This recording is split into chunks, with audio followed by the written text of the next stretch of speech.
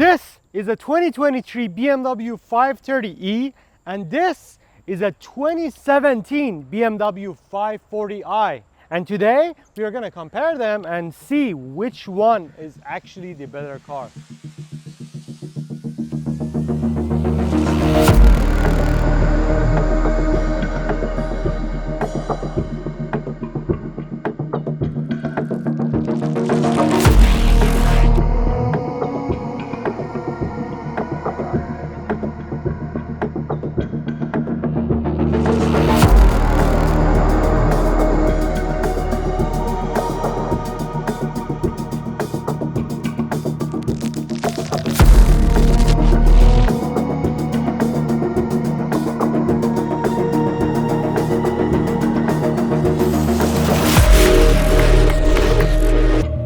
The 530e comes with a B48 engine that makes 181 horsepower and 258 pound-feet of torque using the engine, and an extra 107 horsepower and 195 pound-feet of torque with the electric engine that adds up to 288 horsepower and 310 pound-feet of torque. This is the most confusing engine configuration ever. The B48 is 2-liter 4-cylinder turbocharged, but on the other hand, the 540i comes with a B58 engine that has an extra 2 cylinders and 1 more liter, still turbocharged, makes 335 horsepower and 332 pound-feet of torque. It doesn't have an electric engine, which means it weighs 200 kilos less than the 530e. So it has around 40 more horsepower and it weighs less. It also costs less. The 530e is capable of doing 0 to 100 kilometers per hour in 5.7 seconds. Wow. And the 540i is capable of doing 0 to 100 kilometers per hour in 4.9 seconds. The 530e has a curb weight of 1,950 kilos, while the 540i has a curb weight of 1,795, which I think plays a big role, along with the additional 40 horsepower in the 0.8 seconds reduced 0 to 100 time. The 530e has a fuel tank capacity of 46 liters, which is incredibly low for such a big car. And it also has a 12 kilowatt hour battery at the back, which gives it an additional 30 kilometers of range. On the other hand, the 540i has a 68 liter fuel tank and no extra battery to weigh down. I would give it to the 540i for this round as well. But the claimed fuel economy of each car, combined city highway, 26, 24, 29 mpg for the 530e and 26, 23, 31 mpg on the 540i. Apparently there's an additional measurement that they do for the hybrid cars, which is called mpge, for whatever that means, which this car is capable of doing 64 mpge, which means combined with hybrid and the electric motor, which is like a hybrid kind of efficiency measurement, which doesn't make sense, because how would you measure that if whether you're only on electricity or you're only on petrol? Let me know down below if you know how it works. All this is just super confusing to me. Anyways, the 530e has a, wow, my trunk is actually super amazing. The 530e has a boot space of only 280 liters because they had to fit the battery somewhere. On the other hand, the 540i has a proper boot which has 400 liters of space, which means you can actually fit stuff in it. So far, it's only been downsides on the hybrid car, isn't it? What kind of an upside can we find on that car? You can't do this on a 540i. I'll hold this button for 5 seconds and the AC will come on. So I don't have to burn in the sun when I sit in the car. Can't do that with your 540. It's actually so convenient and the only upside to a hybrid so far. Look at that, it sounds like a jet to cool the interior down, and the car isn't even on. These are all numbers. Let's go ahead and sit inside the cars, drive them for a bit, maybe actually test which one is faster on the street, because you have instant torque from the hybrid, and actually do a real world test. I guess the first thing that you would have to do to see whose one is bigger is a drag race. But we are not gonna do like an actual drag race, like a proper one. We are just gonna do a simple one right here, just to see which one has a little bit more oomph, you know?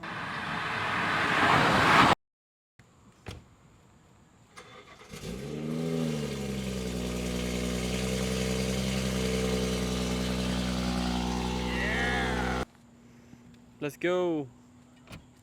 Turn it on, AJ. I'm ready. Bro, it's on. It's on? It is on. Can't you hear it? No.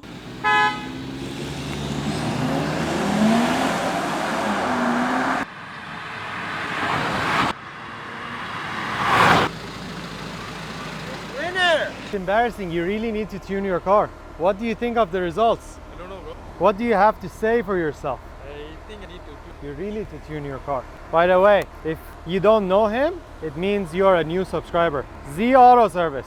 Fix your cars. It's surprising though, because your car feels like it's faster.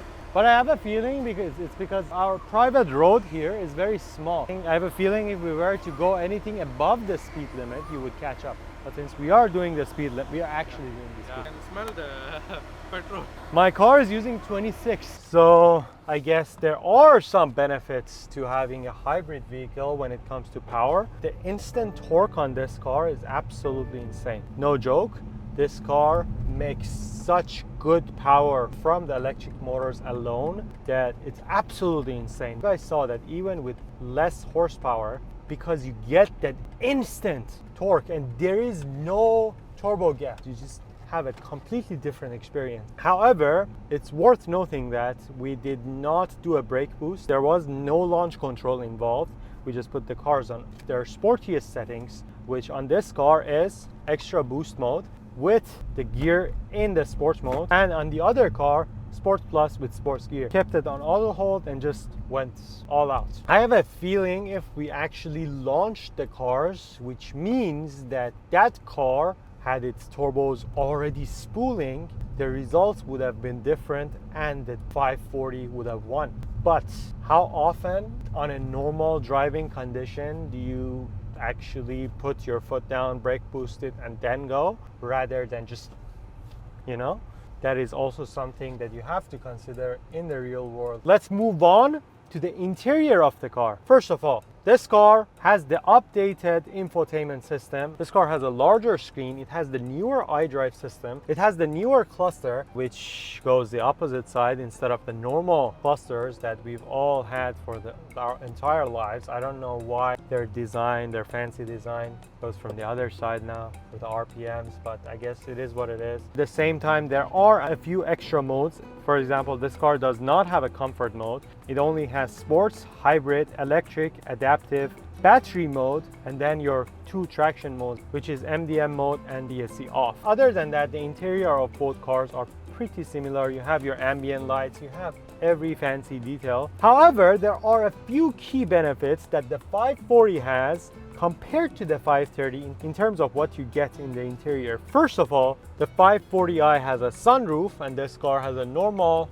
roof that is dirty for some reason. Second of all, the 540 has a heads-up display. These cars are not spec'd with a heads-up display. Third of all, the 540 has Harman Kardon sound system. This car doesn't. The 540 has rear door speakers. This car doesn't have it. The 540 actually has adaptive cruise control, has level 2. If you didn't know, BMW's automated driving whatever system, there are 3 levels. This car is level 1, which is just the basic cruise control. There is no adaptive cruise control on this car, spec'd on this car. I'm not sure about other countries, but as far as I know, in Malaysia, where I'm at, these cars are spec'd as is. There is no adaptive cruise control. There is no lane keep assist. The only thing you have is your intelligent safety mode, which helps give you in front collision warning and lane departure warning and lane change warning and some steering intervention. But there is no radar in the front of the car, which means you don't have adaptive cruise control. and it doesn't steer for you. That car is level 2, which means it has a radar and adaptive cruise control, and it steers for you on the highway if you want it to. Then there's a level 3, which has a bunch of more stuff that you can install on that car that you can also install on this car if you want to, but it would cost a lot more because you have to install the radar, blah, blah, blah, blah, blah, blah, blah. The 540 has better seats than this car. It looks fancier and it has more controls for your lumbar. It's more adjustable, you could say, which is also something that doesn't come in this car. Other than that, they're the same car. This car is just 6 years newer, which is crazy. Just thinking about it, how fast 2020 to 2025, it's been what, like 5 days instead of 5 years? Now let's go ahead and sit inside the 540 so I can show you a bunch of stuff. Back in 540i, exact same car. First things first, this car, as I told you, sunroof, which is fancy. Smaller screen with the iDrive. In my opinion, a better looking cluster. Heads-up display and all the fancy adaptive features that I talked to you about. It's actually like a normal BMW. Comfort mode, adaptive mode, sport mode, and Eco Pro. And then you'll have your SC off and traction mode. As you can see, these seats look a bit nicer and they are more adjustable. Now the question is, if you wanted to get either car, which one should you get? Which one should you spend your hard-earned money on? I would say you should get the 540i, hands down. Now in terms of modifications, this car, downpipe and a tune, it makes around 450 horsepower, which is great. But the B48 in this is so capable. If you didn't know, these engines are modular, B38, B48, B58, which means they have similar internal components, and BMW makes a lot of it, and then they just put it in 3, 4, and 6 cylinder cars, which means the B48 in this car is actually quite powerful. Same as the B58 for the 540. If you tune 540i, you will get around 450 horsepower stage 2. And if you tune the 530e, for some reason, I mean, you have to add in the electric motor, you still get 450 horsepower. So, which one do you think is the better choice? Smaller engine with the addition of a hybrid battery that makes up for the smaller engine, but adds around 150 kilos of weight, which is like having 2 people sit on your back seats, or a bigger engine and just more raw power and better sounding engine. I would say, why not the best of both worlds? I've seen a car called 545e, which is quite a rare model that BMW makes, that is a B58 hybrid. If you can find one of those, get one of those, but I've only seen one of those on Instagram, so good luck finding one. I would say if you live somewhere that you have access to charging ports, if you live in a house that you can plug in your car every night, or if you can plug in the car at the office, the 530e could be a good option for you. But if you don't have access to constantly charge the car, you're getting literally no hybrid benefit from this car, and yet again, and you're carrying extra weight. It's annoying because there's something extra on your mind that you have to do every day to find a way to charge the car or put it in charge mode, which makes the car handle different and drive differently. Just get a 540i. But if efficiency is something that you care about and you have access to charge the car all the time at your house, you don't live in a condo, 530 could be an option for you. If I were to choose again, I would get a 540i. If you liked the video, follow Z Auto Service and thank him for borrowing me his car, and subscribe to me and turn your notifications on, because that motivates me to make more content for you guys. But other than that, until next video, have a good one. So bro, if you were to choose again, which one would you get? 540. You did lose still. Still 540. Thank you. I guess that answers the question. And today we are going to compare them and see which one is actually the better car. This is so pointless. So pointless. We all know the answer. Everyone knows the answer. It is good for the environment. Hybrids, you guys should consider it. With your B58s, like ruining the atmosphere, global warming, catless downpipe, all that garbage. You know, you should consider hybrids.